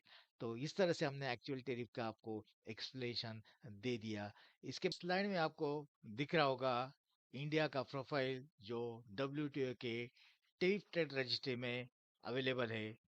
इसमें आपको अप्लाइड टैरिफ और बाउंड टैरिफ के दो कॉलम दिखते हैं। यहाँ पे अप्लाइड टैरिफ की अगर हम बात करते हैं, तो simple average VA MFN applied 15.9%, trade weighted MFN average 7.7%, share of MFN duty free 3.1%।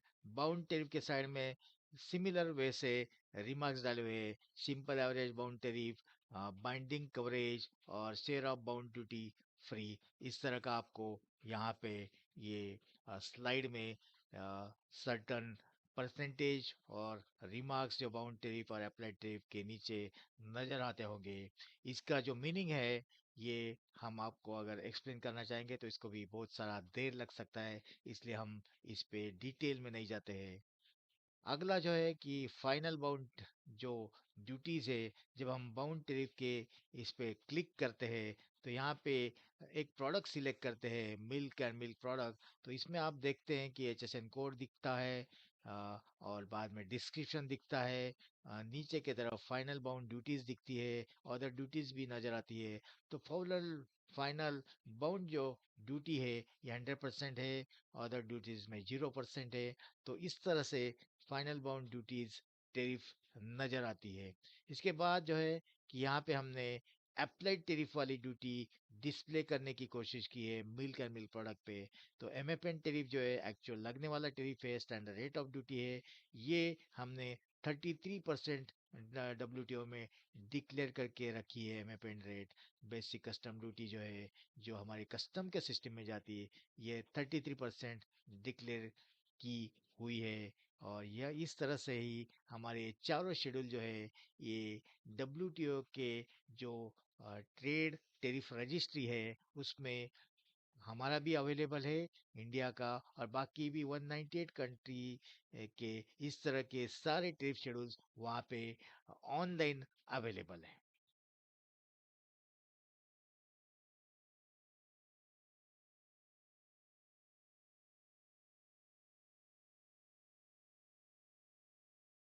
अभी हम जो भी बेसिक कस्टम ड्यूटी रिलेटेड और टैरिफ के टाइप से क्लासिफिकेशन है, जो डब्ल्यूटीओ ने मेंशन किए हैं अपने जो एग्रीमेंट्स में और आर्टिकल्स में, जिसके डेफिनेशन उन्होंने मेंशन किए, वो हम देखने की कोशिश करेंगे। तो पहले वाला जो है यूनिलैटरल टैरिफ टाइप, तो इसमें कोई भी कंट्री अगर इंडिपेंडेंटली एग्रेसिव वेट से without taking consent of other countries अगर इस तरह की ड्यूटी लेवी करती है, तो उसे यूनिलैटरल लेवी कर टेरिफ कहा जाता है। तो यूनिलैटरल टेरिफ दोनों एस्पेक्ट में हो सकता है, एक कंप्लाइंट एस्पेक्ट्स में, एक नॉन कंप्लाइंट एस्पेक्ट्स में। तो जब नॉन कंप्लाइंट एस्पेक्ट्स में होता है, तो इसको रिटेलिएट किए जाती है, बाकी कंट्री जो है रिटेलिएट करने वाली टेरिफ लगाती है। तो यहाँ पे आप देखेंगे तो लास्ट में आपको रिटेलिएटरी टेरिफ दिख रहा है। अगर ऊपर वाले जो यूनिलैटरल लेवी जो है ये नॉन कंप्लाइंट है डब्ल्यूटीओ के हिसाब से, तो डब्ल्यूटीओ बाकी जो अफेक्टेड कंट्रीज है उनको रिटेलिएट टेरिफ लगाने की मुभा देती है, परमिशन देती है, अलाउ करते हैं, अप्रूव करते हैं। उसके बाद जो है बाकी कंट्री जो भी यूनिलैटरल लेवी की है जिस कंट्री ने, उनके ऊपर इक्वल एंड अपोजिट इस तरह का रिटेलिएटरी वाला एक्शन लगा देता है। तो जो भी कंट्री ने इस तरह का 50% वाला अगर समझो इस तरह का एक्शन लिया है बेसिक कस्टम ड्यूटी का एमएफएन टैरिफ बढ़ाने का, तो बाकी भी कंट्रीज जो भी अ, उसी कंट्री जो लेवी करती है इस तरह का नॉन कंप्लायंट एक्शन, उनके ऊपर 50% वाला रिटेलिएटरी टैरिफ बढ़ाने वाला एक्शंस कर देती है, क्योंकि डब्ल्यूटीओ उनको अलाउ करता है। तो ये हो गया रिटेलिटरी टैरिफ, मतलब इक्वल एंड अपोजिट एक्शन और नॉन कंप्लायंट यूनिलैटरल एक्शन जो होती है किसी कंट्री से लेवी होती है तो उसके ऊपर लगाने जाने वाला रिटेलिटरी टैरिफ। तो नॉर्मल टैरिफ जो होता है ये रॉ मटेरियल पे कम लगता है और फिनिश गुड्स पे ज़्यादा लगता है। लेकिन जब नॉर्मल का हम अगर रिवर्स करते हैं उसे इनवर्स टैरिफ बोलते हैं, तो रॉ मटेरियल पे ज़्यादा लगता है, फिनिश गुड्स पे कम लगता है। इस तरह का टैरिफ लगाने वाले जो क्लासिफिकेशन है, टाइप है, ये अगर कोई फॉलो करती है तो इनवर्स टैरिफ कभी फॉलो कर सकती है, फिर नॉर्मल टैरिफ भी कोई कंट्री फॉलो कर सकती है। दूसरे कॉलम में हमने WTO mutually agreed tariff, trade related agreement related tariff दिखाने की कोशिश की है। तो bilateral trade agreement related tariff मतलब दो कंट्री के बीच में अगर एग्रीमेंट होता है टेरिफ रिडक्शन वाला, गिव एंड टेक बेसिस पे है, तो उसे बायलैटरल ट्रेड एग्रीमेंट बोलते हैं। मल्टीलैटरल ट्रेड एग्रीमेंट मतलब बहुत सारी कंट्री के बीच में गिव एंड टेक बेसिस पे इस तरह का टेरिफ रिडक्शन वाला एग्रीमेंट होता है, तो उससे हम मल्टीलैटरल ट्रेड एग्रीमेंट बोलते हैं या रीजनल ट्रेड एग्रीमेंट बोलते हैं। तो ये सारे एग्रीमेंट जो है ये टेरिफ रिडक्शन वाले एग्रीमेंट होते हैं। नॉर्मली केस में ये 90% केस में टेरिफ रिडक्शन केस वाले होते हैं। कभी 2% जो केसेस है ये बढ़ाने वाले एक्शन भी हो सकते हैं। उसके बाद जो है कि रेसिप्रोकल टेरिफ, मतलब ये जो टेरिफ है रेसिप्रोकल वाला, ये कोई कंट्री अगर कंप्लाइंट बेसिस पे अगर इस तरह का टेरिफ लगाती है तो दूसरी कंट्री उसके ऊपर रेसिप्रोकल वाला टेरिफ जो है ये लगाने की कोशिश करती है। मतलब कंप्लाइंट वे में वो भी इक्वल एंड अपोजिट एक्शन लेने की कोशिश करती है। मतलब अगर शूज़ पे अगर 50% लगाया है तो ये भी कंट्री उनसे जो इम्पोर्ट होने वाले शूज़ है या बाकी कमोडिटी है उस पे इक्वल एंड अपोजिट 50% वाला टैरिफ लगाने की कोशिश करती है। इक्वल ड्यूटी लगाने की कोशिश करती है, इक्वलिटी पे कोशिश करती है, गिव एंड टेक बेसिस पे इस तरह का जो लेवी होता है। अगर एग्रीमेंट होता है तो गिव एंड टेक बेसिस पे होता है, एग्रीमेंट नहीं होता है तो रेसिप्रोकल वाली उनको बता के इस तरह की एक्शन होती है। तो दोस्तों यहाँ तक हमने ये जो सारे आपको बातें शेयर की है, जो various types of bound tariff schedules, MFN tariff schedules, then preferential tariff schedules, and actually applied tariff schedules, जो डब्ल्यूटीओ के इम्पोर्टेंट टेरिफ शेड्यूल्स होते हैं, इनके बारे में हमने आपको जानकारी देने की कोशिश की। और कौन सी एक्शन जो है इनमें इंक्रीज होने वाली एक्शंस ये कंप्लाइंट होती है, कौन सी इंक्रीज होने वाली एक्शन जो है ये नॉन कंप्लाइंट होती है। ऑलवेज जो भी कंट्री इस तरह की एक्शन जो डिक्रीज होने वाली एक्शन लेती है तो ऑलवेज ये कंप्लाइंट होती है। लेकिन इंक्रीज होने वाली जो एक्शन है ये नॉर्मली अगर जो बाउंड टेरिफ लिमिट के बाहर जाती है तो ये नॉन कंप्लाइंट हो जाती है। तो यूएस के भी इस तरह के जो सारे एक्शंस है जो उन्होंने लिए हैं मिस्टर डोनाल्ड ट्रंप ने 2018 से 2025 तक, ये हम अगले जो भी स्लाइड है उसमें देखने की कोशिश करेंगे कि किस तरह से उन्होंने इस तरह के नॉन कंप्लायंट एक्शन लिए हुए हैं और अपने ही ऊपर उन्होंने अपने ही पैरों पे उन्होंने कुल्हाड़ी मार चुके हैं। अब हम देखने जा रहे हैं कि मिस्टर डोनाल्ड ट्रंप ने जो 2018 से 2025 तक जो भी टैरिफ बढ़ाने वाले एक्शंस लिए, वो बाउंड टैरिफ रिलेटेड हो सकते हैं, वो एमएफएन टैरिफ रिलेटेड हो सकते हैं। तो इस तरह की उनकी जो भी एक्शंस रही है जिससे टेरिफ वार पैदा हुआ है, जिससे ट्रेड वार पैदा हुआ है, ये सारे इवेंट जो है हम वन बाय वन देखेंगे। क्या ये सारे इवेंट्स कंप्लाइंट थे या इसमें से कुछ इवेंट नॉन कंप्लाइंट थे, ये अब हम जानने की कोशिश करेंगे। उसके पहले नॉन कंप्लाइंट अगर एक्टिविटी हो जाती है, एक्शन हो जाती है, तो उसकी प्रोसेस क्या होती है ये हम देखने की कोशिश करेंगे। तो यहाँ पे आपके सामने जो स्क्रीन है, स्लाइड है, इसमें हमने नॉन कंप्लाइंट टेरिफ लेवी के स्टेप बाय स्टेप एक्शन दी है कि टेरिफ इम्पोज मतलब टेरिफ वन यूनिलैटरली अगर टेरिफ इस तरह का इम्पोज होता है, country applies duty specific products on all imports under national law sections 201 232 301 इप्पा। तो ये यहाँ पे हमने यूएस का जो भी एग्जांपल है वो कोट किया है कि यूएस ने किस तरह से टेरिफ इम्पोज किया है ये सर्टन सेक्शंस के अंतर्गत। तो WTO कंप्लायंस चेक क्या है इसमें, तो इन्होंने बाउंड टेरिफ शेड्यूल जो है ये आर्टिकल्स 2 में आता है, ये क्या एक्सीड किया है, MFN वायलेट किया है, आर्टिकल 1 जस्टिफिकेशन वैलिड है या नहीं है, इस तरह का उनको चेकिंग होता है। उसके बाद चैलेंज करते हैं affected countries, dispute settlement board WTO का जो होता है उसमें चैलेंज करते हैं, 60 डेज के अंदर चैलेंज करना रहता है। उसके बाद पैनल रिव्यू होता है, WTO का पैनल जो है DSB का, ये रिव्यू करता है, एग्जामिन करता है, बाउंड रेट्स का एग्जामिन करता है, मेपेंड रेट्स का एग्जामिन करता है। उसके बाद जो है पैनल जो है, ये DSB का पैनल जो है ये रूलिंग करता है, अगर कंप्लाइंट है तो इन फेवर ऑफ जो लिविंग कंट्री उसके फेवर में डिसीजन देता है, अगर नॉन कंप्लाइंट है तो अगेंस्ट जो भी इम्पोजिंग करती है कंट्री, इस तरह की लेवी करती है, यूनिलैटरल लेवी करती है, उसके अगेंस्ट रूलिंग होता है, उसके अगेंस्ट ऑर्डर होता है। तो इसके अंतर्गत जब अपील करने वाला एक्शन भी जो वे है, जो रूट है, ये जो भी दोनों देशों, मतलब एक जो लिवी कंट्री कंट्री या फिर बाकी जो अफेक्टेड कंट्रीज है, दोनों के लिए इस तरह का अपील करने वाला रूट अवेलेबल है। अगर कंप्लाइंट है और ये decision in favour of living country के जाता है और अगेंस्ट बाकी कंट्री के जाता है, तो बाकी कंट्रीज अपील कर सकती है। अगर नॉन कंप्लाइंट है तो जिस कंट्री के अगेंस्ट, जो भी लेवी करने वाली कंट्री उनके अगेंस्ट गया है, तो वो भी अपील कर सकती है। तो इस तरह से अपेलेट बॉडी जो है ये ऑलरेडी वहाँ पे होती है। अपेलेट बॉडी न होने के कारण डिसीजन लंबा हो सकता है, तो वहाँ पे भी अपेलेट बॉडी का डिसीजन जो है ये भी अगर किसी कंट्री के अगेंस्ट जाता है, जो भी इम्पोजिंग कंट्री उसके अगेंस्ट जाता है, तो उसको अपना डिसीजन जो है ये रिवोक करना होता है, और उनके फेवर में जाता है तो डिसीजन जो है ये वैसे के वैसे एप्लीकेबल होता है। लेकिन यहाँ पे पहले वाली जो DSB बोर्ड का डिसीजन है, डिस्ट्रिक्ट सेटलमेंट बोर्ड का, वो WTO ने जब DSB का रूलिंग किया है और कोई कंट्री जो है जो इम्पोज कर रही है वो उसको रिवोक करने के लिए तैयार नहीं है, उनके अगेंस्ट गया हुआ डिसीजन है, तो रिटेलिएशन वाले एक्शन WTO बाकी भी जो भी अफेक्टेड कंट्रीज है उनको करने को बोल देती है, उनको राइट दे देती है। तो प्रोपोर्शनल जो भी टेरिफ रेट से, ये रिटेलिएटरी एक्शन से लगाने वाली जो राइट है, पावर है, ये WTO बाकी भी कंट्री को दे देती है ताकि वो इक्वल एंड अपोजिट एक्शन ले सके। तो ये नॉन कंप्लायंट वाले एक्शन को मिटिगेट करने के लिए किस तरह का रूट होता है, ये हमने आपको समझाया। इसके बाद डोनाल्ड ट्रंप वाली जो पहली वाली जो एक्शन है, जनवरी 22 को ली थी उन्होंने, 2018 को। प्रोडक्ट्स थे solar panels, washing machine, tape उन्होंने लेवी की थी 30 to 50%। कंट्री टारगेट की थी China, south Korea, Malaysia, Singapore. और इसके लिए उन्होंने यूएस का लीगल बैकिंग यूज किया था, सेक्शन 201 ट्रेड एक्ट 1974, और WTO का जो गैट आर्टिकल है 19 सेफ वाला, तो ये यूज किया था।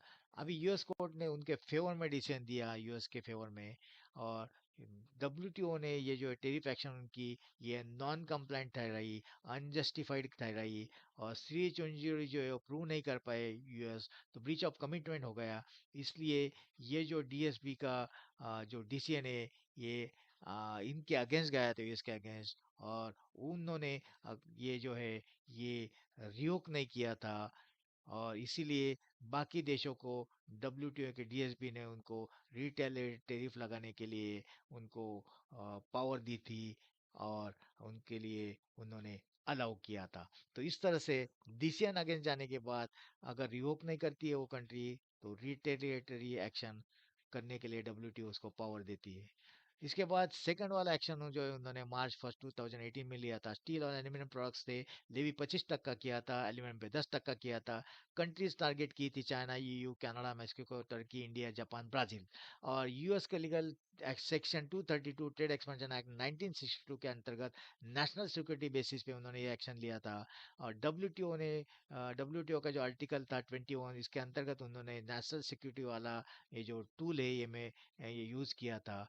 यूएस कोर्ट ने उनके फेवर में डिसीजन लिया था, लेकिन WTO ने इसको नॉन कंप्लाइंट डिसीजन दिया था। और ये जो एक्शन था उनका, ये WTO ने नॉन कंप्लाइंट डिसाइड किया, और ये जो है यूएस ने इसको भी रिवोक नहीं किया था, वो अभी भी इफेक्ट में है। लेकिन रिटेलिएट वाली जो एक्शन है डब्ल्यूटीओ ने, डिस्प्यूट सेटलमेंट बोर्ड ने ये बाकी कंट्री के लिए दे दी है। तो ये दूसरी भी एक्शन उनकी उनके अगेंस्ट गई थी, और रिटेलिएटरी टैरिफ लगाने के लिए बाकी कंट्रीज को जो डब्ल्यूटीओ ने अलाउ कर दिया था। ये दो दूसरी वाली एक्शन उनके अगेंस्ट गई थी। आप याद रखना कि यूएस वाली ये सेकंड एक्शन है जो उनके अगेंस्ट गई थी। तीसरी वाली जो है कि डोनाल्ड ट्रंप वाली तीसरी एक्शन फरवरी 10 2025 को थी। स्टील एंड एल्यूमिनियम पे उन्होंने अगेन 25% बढ़ाया। कंट्री उन्होंने टारगेट की थी सारी कंट्रीज, और यहाँ पे उन्होंने section 232 proclamation trade expansion act 1962 का यूज किया था। डब्ल्यूटीओ का लीगल बैकिंग लिया था सेक्शन गैट का आर्टिकल 21 से, सिक्योरिटी एक्सेप्शन, और यूएस कोर्ट में उनके फेवर में डिसीजन गया था। लेकिन डब्ल्यूटीओ ने इसको नॉन कंप्लाइंट करके डिसाइड किया। और ये नॉन कंप्लाइंट उनका जो डिसीजन है, एमएफएन ओवरराइड, जो भी violation of breach of commitments और increase above bound tariff limit, इस तरह के उनके वायोलेशंस थे। और डीएसबी में जब इस तरह का डिस्प्यूट लॉन्च किया, तो ये अभी भी पेंडिंग है। लेकिन डब्ल्यूटीओ ने उसको नॉन कंप्लायंट ठहराया है। लेकिन यूएस ने अभी तक वो रिवोक नहीं किया है, ये अभी भी इफेक्ट में है। और इसीलिए रिटेलिएटरी टैरिफ जो है, ये जिस जिस कंट्री के ऊपर उन्होंने इस तरह का टैरिफ लगाया है, वो सारी कंट्रीज रिटेलिएटरी टैरिफ लगाने के लिए अपना टूल इवोक किया है, और डब्ल्यूटीओ ने उसको रिटेलिएटरी टैरिफ लगाने के लिए अलाउ किया है। उसके बाद उन्होंने मार्च 12 2025 को सारे प्रोडक्ट्स पे 25% बेसलाइन ड्यूटी लगाने की घोषणा की थी। ऑल डब्ल्यूटीओ मेंबर्स इससे अफेक्ट हो रहे थे। यूएस का 230 एक्सपेंशन एक्ट 1962, इसके अगेंस्ट सेक्शन 232 के अगेंस्ट उन्होंने लीगल बैकिंग ली थी। डब्ल्यूटीओ का जो breach of MFN article first, bound tariff article second, इसका उन्होंने लीगल बैकिंग लेने की कोशिश की थी।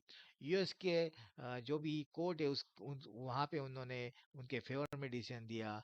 लेकिन डब्ल्यूटीओ को के मुताबिक ये उनका एक्शन जो है, ये नॉन कंप्लायंट है। डिस्प्यूट रिजोल्यूशन बोर्ड जो है डब्ल्यूटीओ का, वहाँ पे जो भी अफेक्टेड कंट्रीज है, India, China, Japan, Brazil, Australia, EU, इन्होंने डिस्प्यूट लॉन्च किया है। ये डिस्प्यूट डिस्प्यूट सेटलमेंट बोर्ड के सामने ये पेंडिंग है। लेकिन टैरिफ यूएस ने अभी भी रिवोक नहीं किया है। लेकिन रिटेलिएटरी टैरिफ जो है लगाने के लिए डब्ल्यूटीओ ने उनको अप्रूवल दे दिया है। तो ये भी एक्शन जो है, ये नॉन कंप्लायंट वाले एक्शन है। डब्ल्यूटीओ ने रिटेलिएटरी टैरिफ लगाने के लिए बाकी कंट्रीज को बोल दिया है। तो डोनाल्ड ट्रंप वाली जो फिफ्थ वाली एक्शन है, ये अप्रैल में ली गई थी 2025 के। सभी इंपोर्ट जो प्रोडक्ट्स है उन्होंने लगाया था, सभी कंट्रीज पे लगाया था। 10% बेस लाइन ड्यूटी लगाने की उन्होंने कोशिश की थी। उनके इप्पा एक्ट जो है, international emergency economic powers act 1977, इसके अंतर्गत उन्होंने लीगल बैकिंग ली थी। डब्ल्यूटीओ का जो है कि रेफरेंस इसके लिए breach of article first and second, मतलब ये दोनों आर्टिकल का उन्होंने ब्रीच किया था। यूएस कोर्ट ने उनके फेवर में डिसीजन लिया। लेकिन डब्ल्यूटीओ ने इसको नॉन कंप्लायंट एक्चुअली डिसाइड किया है। और डिस्प्यूट सेटलमेंट बोर्ड जो है, इसके सामने ईयू, चाइना, इंडिया, जापान, इनके जो डिस्प्यूट्स है ये अभी भी पेंडिंग है। लेकिन यूएस ने अभी भी इसको इफेक्ट पे रखा है, रिवोक नहीं किया है। लेकिन डब्ल्यूटीओ ने बाकी जो अफेक्टेड कंट्रीज है, यूएस, चाइना, इंडिया, इनको रिटेलिएटरी एक्शन लेने के लिए पावर दी है, अप्रूवल दिया है, ताकि वो भी equal and opposite action US के खिलाफ ले सके। तो ये भी एक्शन उनकी नॉन कंप्लाइंट वाली एक्शन है। इसके बाद उन्होंने 6 जून को 2025 को ये छठवीं वाली एक्शन उन्होंने ली थी। स्टील एंड एल्यूमिनियम पे उन्होंने 50% टैरिफ लगाने की कोशिश की। ग्लोबली ये एक्शन उन्होंने सारे जो ग्लोबली जो कंट्रीज है उन पे लगाई। Section 232 proclamation trade expansion act 1962, इसके अंतर्गत उन्होंने लीगल बैकिंग लिया। डब्ल्यूटीओ का जो 21 सेक्शन है, सिक्योरिटी एक्सेप्शन का, इसका उन्होंने लीगल टूल करके यूज किया।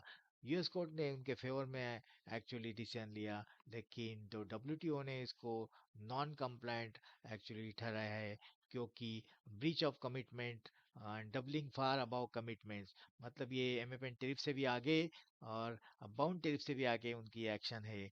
डीएसबी में ये सारे you China India Japan south Korea ने अपना जो ग्रावेंसेस है डिस्प्यूट लॉन्च किया हुआ है। डब्ल्यूटीओ और डीएसबी के सामने ये रूलिंग अभी पेंडिंग है। यूएस ने अभी तक ये जो डीसीए ने उनका ये रिवोक नहीं किया है, अभी भी ये एक्शन जो है इनकी ये इन इफेक्ट है। लेकिन डब्ल्यूटीओ ने EU China India south Korea को इनको रिटेलिएट करने के लिए इक्वल एंड अपोजिट रिटेलिएशन के लिए पावर दे दी है, अप्रूवल दे दिया है। तो ये भी एक्शन एक्चुअली यूएस की नॉन कंप्लायंट साबित हो गई है। उसके बाद सातवीं एक्शन उन्होंने जून 12 में ली थी 2025 में। हाउस होल्ड अप्लायंस पे उन्होंने 50% लेवी करने की कोशिश की थी। इससे China, Mexico, US, south Korea and Vietnam इस तरह की कंट्रीज इफेक्ट हुई थी। यूएस का legal backing 232 expansion trade expansion act 1962, इसके अंतर्गत लीगल बैकिंग उन्होंने ली थी। लेकिन डब्ल्यूटीओ का जो आर्टिकल सेकंड है bound tariff plus article first MFN, इसका ब्रीच हुआ था। और यूएस कोर्ट ने इनके फेवर में, यूएस के फेवर में भले ही उनको डिसीजन दे दिया हो, लेकिन डब्ल्यूटीओ ने इसको नॉन कंप्लायंट डिसाइड किया है। Bound tariff hike and MFN violation, इस तरह से ये सारे वायलेशंस थे। डिस्प्यूट सेटलमेंट बोर्ड में EU China Mexico south Korea Vietnam के ग्राइवेंसेस डिस्प्यूट्स पेंडिंग है, अभी तक रूलिंग आया नहीं है। और अभी तक डब्ल्यू जो भी यूएस ने इसको रिवोक नहीं किया है, अभी भी इस तरह का टेरिफ है, ये हाइक जो है ये इफेक्ट में है। लेकिन डब्ल्यूटीओ ने जो भी मेक्सिको, यो चाइना और साउथ कोरिया ईयू कंट्रीज, इनको रिटेलिएटरी एक्शन, टेरिफ एक्शन लेने के लिए मुबा दी है और अलाउ किया है, अप्रूव किया है और इस तरह का उनको पावर दी है। तो ये भी एक्शन, जो भी सातवां एक्शन है, ये एक्चुअली नॉन कंप्लायंट साबित हुआ है डब्ल्यूटीओ में। डिस्प्यूट सेटलमेंट बोर्ड के सामने ये पेंडिंग है। तो डोनाल्ड ट्रंप का आठवां एक्शन जो जून 12 को 2025 को उन्होंने लिया था, ये एक्चुअली रिटेलिएटरी एक्शन था चाइना के against products wide range of Chinese goods. 20% उन्होंने एक्स्ट्रा टैरिफ लगाने की कोशिश की थी। चाइना ये टारगेटेड कंट्री थी। सेक्शन 301 ट्रेड एक्सपेंशन एक्ट 1974, इप्पा 1977, इसके अगेंस्ट उन्होंने इस तरह के एक्शन लेने की कोशिश की थी। लेकिन एमएफएन ब्रीच आर्टिकल फर्स्ट, मतलब ये आर्टिकल फर्स्ट जो गैट का आर्टिकल है, इससे एमएफएन ब्रीच हुआ है, एमएफएन कमिटमेंट ब्रीच हुआ है। इसलिए भले ही यूएस कोर्ट ने उनके फेवर में एक्शन दिया हो, डब्ल्यूटीओ ने इसको नॉन कंप्लायंट डिसाइड किया है। ये डिस्क्रिमिनेटरी एक्शन हुआ है, नॉन डिस्क्रिमिनेटरी नहीं है। तो इसमें जो भी है, जो चाइना को उन्होंने कम देखा है, कम दिखाने की कोशिश की है, मतलब इक्वल दिखाने की कोशिश नहीं की है, डिस्क्रिमिनेशन किया है। और इसी वजह से चाइना ने डब्ल्यूटीओ के डिस्प्यूट सेटलमेंट बोर्ड में अपना डिस्प्यूट रखा है, ग्राइवेंसेस लॉन्च किए। लेकिन ये भी डीएसबी के सामने पेंडिंग है। यूएस ने अभी भी इस तरह का जो टेरिफ है ये एक्शन में रखा है और रिवोक नहीं किया है। लेकिन चाइना को डब्ल्यूटीओ ने रिटेलिएटरी इक्वल टेरिफ लगाने की जो मुबा है, अप्रूवल है, ये दे चुके हैं, राइट्स उनको दे चुके हैं। तो ये भी एक्शन जो है, आठवीं वाली एक्शन, ये डब्ल्यूटीओ की यूएस की नॉन कंप्लायंट एक्शन है। इसके बाद उन्होंने नाइन्थ वाली एक्शन ली जो अगस्त 19 2025 को, 407 ऐसे एडिशनल प्रोडक्ट्स है जिस पे उन्होंने 50% इस तरह का लेवी करने की कोशिश की, टैरिफ लेवी करने की कोशिश की। इससे ग्लोबली उन्होंने बाकी सारे कंट्रीज अफेक्ट हो गए, specially China, EU, Mexico, Japan, India, ये कंट्रीज अफेक्ट हो गए। सेक्शन 232 एक्सपेंशन एक्ट 1962 के अगेंस्ट उन्होंने इस तरह की एक्शन ली। WTO article second bound tariff and article 21 security justification, इसका उन्होंने आधार लिया। लेकिन यूएस कोर्ट ने उनके फेवर में डिसीजन लिया, लेकिन डब्ल्यूटीओ ने इसको नॉन कंप्लायंट डिसाइड किया है, क्योंकि बाउंड टैरिफ जो है ये अबव कमिटमेंट उन्होंने इंक्रीज किया है, ब्रीच ऑफ बाउंड टैरिफ किया है। डब्ल्यूटीओ की ये जो यूएस की एक्शन है, डब्ल्यूटीओ नॉन कंप्लायंट एक्शन है with respect to bound tariff. And इसीलिए इंडिया और बाकी भी देशों ने डब्ल्यूटीओ के डिस्प्यूट सेटलमेंट बोर्ड में अपना ग्राइवेंसेस लॉन्च किया, डिस्प्यूट लॉन्च किया है। अभी तक ये जो भी रूलिंग है ये पेंडिंग है। लेकिन यूएस ने अभी भी ये जो टेरिफ है ये इन इफेक्ट रखा है, इसको रिवोक नहीं किया है। लेकिन डब्ल्यूटीओ ने EU country India, Japan, China, Mexico इनको equal and opposite retaliate tariff लगाने की जो मुभा है, राइट्स है, पावर है, ये जो डब्ल्यूटीओ है इन्होंने दे चुके हैं, ताकि ये भी अफेक्टेड कंट्रीज उनको इक्वल वे से रिटेलिएट करे। तो इस तरह दोस्तों ये सारी एक्शन जो यहाँ पे हमने देखी, ये टोटली एक्शन जो है उनकी, ये नॉन कंप्लेंट वाली एक्शन है। ये अगर हम डब्ल्यूटीओ कंप्लाइंट के एंगल से देखेंगे तो उन्होंने ये सारी 2018 से 2025 तक वाली एक्शन जो है उनकी, ये नॉन कंप्लाइंट एक्शन है, यूनिलैटरल एक्शन है। ये इस तरह का उनका खुद को प्रस्थापित करना, जो उनका ध्येय है, खुद को सबके सभी देशों के सामने एक बड़ा महसूस करना, एक रूलर महसूस करना, या डिक्टेटरशिप बेसिस पे इस तरह के टेरिफ बढ़ाना, ये उनको दुनिया को दिखाना था। लेकिन डब्ल्यूटीओ जो है जो रेगुलेटिंग अथॉरिटी है, इस तरह के डिस्प्यूट सेटलमेंट बोर्ड्स और अपीलेट अथॉरिटी उनके पास अवेलेबल है। तो ग्राइवेंसेस जाने के बाद ये सारे रूलिंग डब्ल्यूटीओ जो है ये यूएस के अगेंस्ट करता है। ऑलरेडी 2 एक्शंस उन्होंने यूएस के अगेंस्ट दे दिए, बाकी सारे एक्शंस अभी भी उनके सामने पेंडिंग है। लेकिन बाकी जो भी अफेक्टेड कंट्रीज है उनको डब्ल्यूटीओ रिटेलिएटेड एक्शन वाली जो टेरिफ वाली एक्शन है ये पावर दे देता है, ताकि बाकी भी अफेक्टेड कंट्रीज है वो यूएस को रिटेलिएटरी इक्वल टेरिफ वाली एक्शन लेवी कर सके और रिटेलिएट कर सके, ताकि उनका भी कुछ नुकसान नहीं हुए, उनका भी कुछ लॉस नहीं हुए। इस तरह का डब्ल्यूटीओ डिसीजन जो है ये दे देता है। डीएसबी डिस्प्यूट सेटलमेंट बोर्ड का जो एक्शन है, ये रूलिंग है, ये 6-7 केसेस में अभी बाकी है।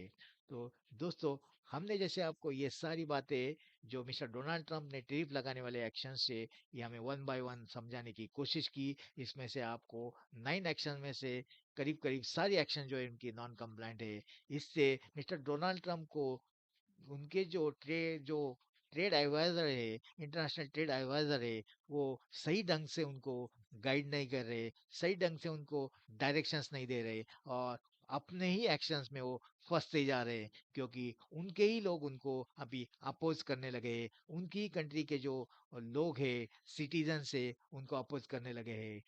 भारत ने तो अपना रिप्लाई अलग वे से दे दिया है कि अगर हम जो है कि हमारा एक्सपोर्ट जो है उस पे अगर हम मिस्टर डोनाल्ड ट्रंप जो है ये इस तरह के लेवी लगाना चाहता है, तो हम अलग मार्केट देखेंगे। यूएस को हम एक्सपोर्ट नहीं करेंगे, हम अलग ब्रिक्स वाला मार्केट एक्सप्लोर करेंगे। ये हमने उनको बता दिया है। उनकी जो भी मनीषा है कि भारत को एक कॉर्नरिंग करने की, क्योंकि भारत उनसे ऑयल जो है ये परचेस करना नहीं चाहता, रशिया से परचेस करना चाहता है। इसीलिए उन्होंने इस तरह की जो activity, unilateral activity, aggressive activity करने की कोशिश की। लेकिन अभी आज के समय में उनका डिलीगेशन हमारे भारत में आ गया है और निगोशिएशन करने के रास्ते पे चल रहा है। तो ट्रम्प जो है इनके सारे एक्शन नॉन कंप्लायंट साबित हुए।